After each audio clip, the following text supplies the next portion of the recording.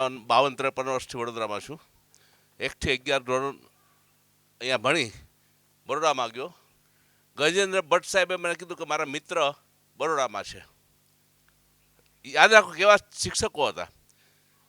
તો મેં કીધું કોણ? તો કે સીડી ભૂપતાણી ત્યાં ડૉક્ટર છે કુંડલાના. હું એમની સાથે એમને સીધો વડોદરા ગયો, એમને પહેલાં મળ્યો. આજની તારીખ સુધી સીડી ભૂપતાણી સાથે આત્મીય સંબંધ છે મારે. એ કોને તે? ગજેન્દ્ર ભટ્ટ સાહેબને છે. એવા જાદવ સાહેબ હતા ડ્રોઈંગ ટીચર. એ મ્યુઝિયમમાં નીચે ડિપાર્ટમેન્ટ છે આખું આર્કોલોજીસ્ટ, એના હેડ હતા. એ પણ ફોર્સમાં હતા. એને ખબર પડી કે આ કનુભાઈનો સાળો થાય મારા બને કનુભાઈ ભટ્ટ. તો મારા બને એમને મળતું, હું મળ્યો તો એટલા ખુશ થઈ ગયા, ગુજરી ગયા બે. એટલે કહેવાનો મતલબ મારો શું હતો કે આટલા સારા શિક્ષકોની આપણા તરફની લાગણી. એક દાખલો જરૂર આપીશ.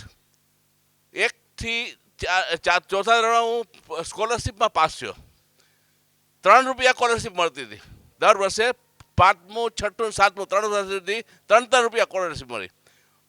ફી કેટલી હતી? ₹1. દરખાસ્ત સાહેબે મને બોલાવ્યો કે આ કોણ છે છોકરો? એટલે મને બોલાવ્યો. વેરી ગુડ, વેરી બહુ સરસ કામ કર્યું. ₹3 દર મહિને મને મળે, એમાંથી ₹1 ફી ભરવાની તમારી માફી કરી દીધી. માફી ક્યાં સુધી? Up to 11. હવે જોવાની વાત છે કે અમે 8મા પ્રાઇમરીમાં તો બધા હતા, પછી 8મી આવ્યા એટલે આપણને એમ થાય કે હો આપણે તો બહુ મોટા થઈ ગયા, ચડ્ડીમાંથી પેન્ટમાં આવી ગયા. ત્યારે ચડ્ડી પહેરતા હતા પ્રાઇમરીમાં, પછી પેન્ટ આવ્યું એટલે અમે તો ખુશ થઈ ગયા. એટલે મારી ભેગો એક આઈવી જોશી ઇંગ્લિશના ટીચર, એ આફ્રિકાથી આવ્યા. દસાણી સાહેબને ઓળખાણ કે ગમે એ લોકો એ આવ્યા મારી સાથે. એનો છોકરો મારી સાથે પ્રફુલ્લ ભણે. એટલે અમે બે 8મા ધોરણમાં દાખલ થયા. અને શરૂઆતના 1 કે 2 દિવસ થયા પ્રાર્થના થાય. દસાણી સાહેબની ઇમ્પ્રેસ એવી કે એ 11 વાગ્યાના ટકોરે પ્રાર્થના પહેલાં તો એ ઊભા રહી ગયા હોય. ત્યાં તો છોકરા બધા ફફડે અને સીધા ક્લાસમાં. એ પહેલાં 11 પહેલાં નવલભાઈની ઇમ્પ્રેસ કેવી કે નવલભાઈ આવે એટલે 11માં 5 મિનિટ હોય, સફેદ ચપ્પલ, સફેદ ઓલા હાથમાં વાળેલો, બસ એ એની આખી લાઈફની એની આઈડેન્ટિટી. એ દર્શાણી સાહેબે આવી પ્રફુલ્લ છે, એ આવી ઓલા જોશી સાહેબનો દીકરો એ ખબર છે. હું છોટુભાઈ વ્યાસનો છોકરો એ ખબર છે. એ ખબર છે કે ચંદુભાઈ સીકે મહેતાનો આ ભત્રીજો છે એ ખબર છે.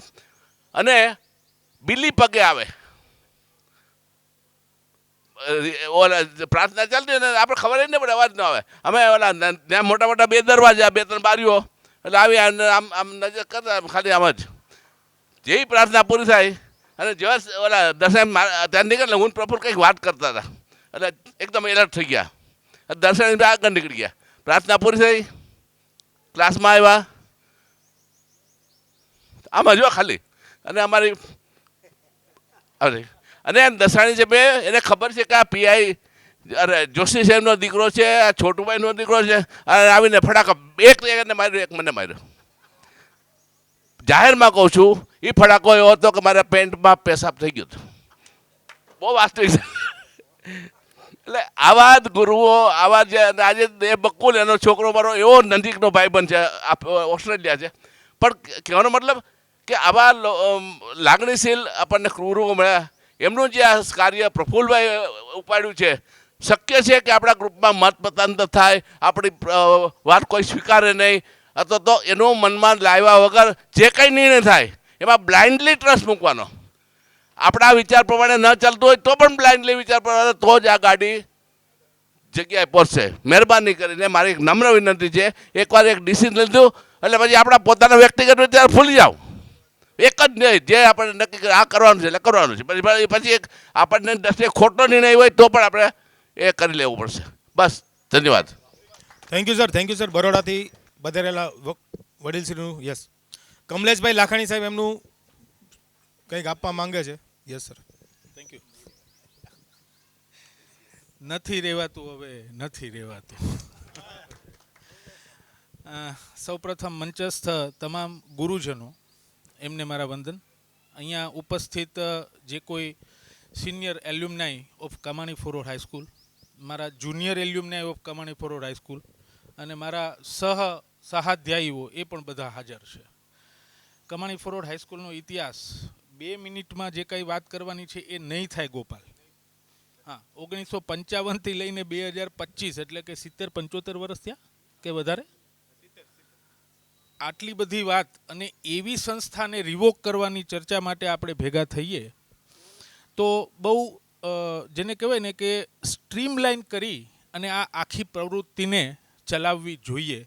હું કોઈ શિક્ષણવિદ નથી, પણ મારા ફાધર જે છે એ 4-5 વર્ષ ફોરવર્ડ સ્કૂલમાં ભણ્યા 10મા ધોરણ પછી, અને પછી કંઈક 32-33 વર્ષ નોકરી કરી.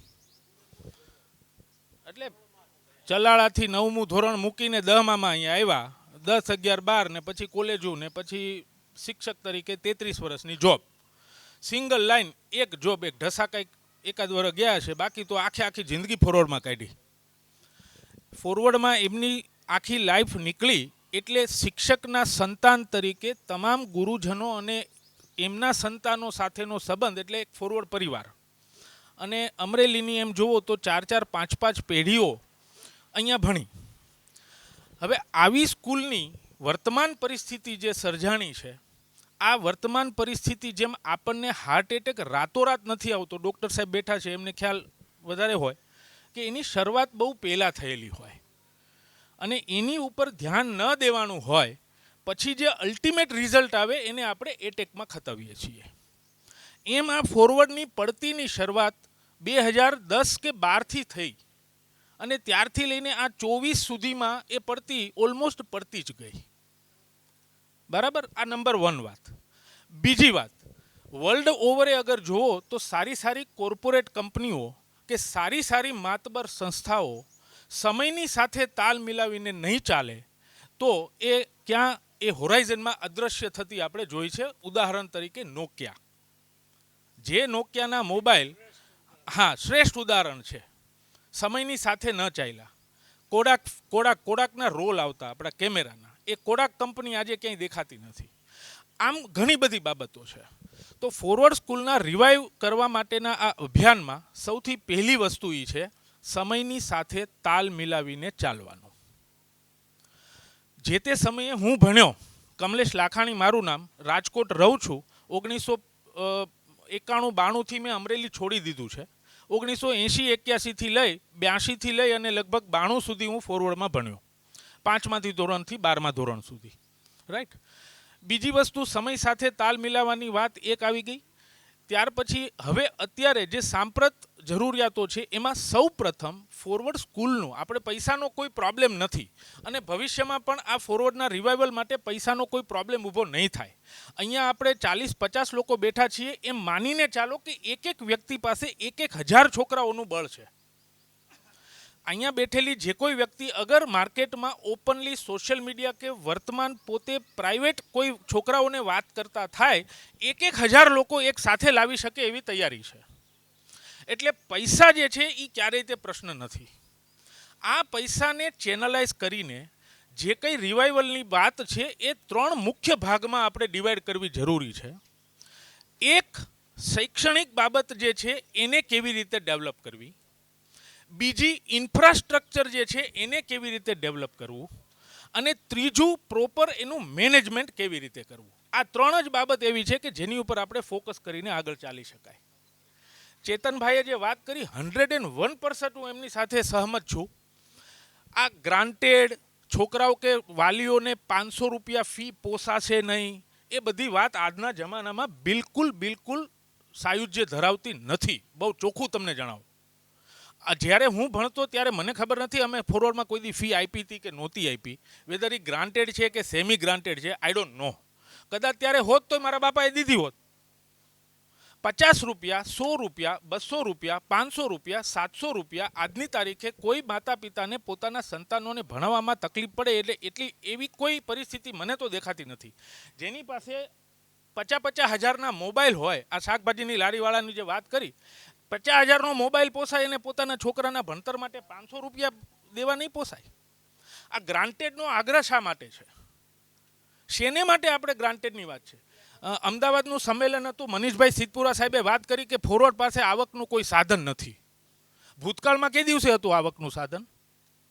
અને આવકના સાધન એક સંસ્થામાં તમે કેવી રીતે ઊભા કરી શકો? કેમ એનો આ 12 વર્ષમાં કોઈ દિવસે વિચાર નથી કર્યો? આવડું મોટું ગ્રાઉન્ડ પડ્યું છે, આવડા મોટા બિલ્ડિંગો પડ્યા છે, તમે કોઈ સંસ્થા માટે, તમે કોઈ પણ પ્રોગ્રામો માટે, કોઈ ફંક્શન માટે કેમ એને ભાડામાં વાપરી નથી શકાતું? તમારે આવક ઊભી કરવાની વાત છે. બીજી વાત કરી કે નિભાવ ગ્રાન્ટ આવે છે 72,000 રૂપિયા સમથિંગ અને એ બધી વસ્તુ ગવર્મેન્ટમાં પાછી વળી જાય છે. સાહેબ, આ બધી વસ્તુનો કોઈ મતલબ નથી નીકળતો.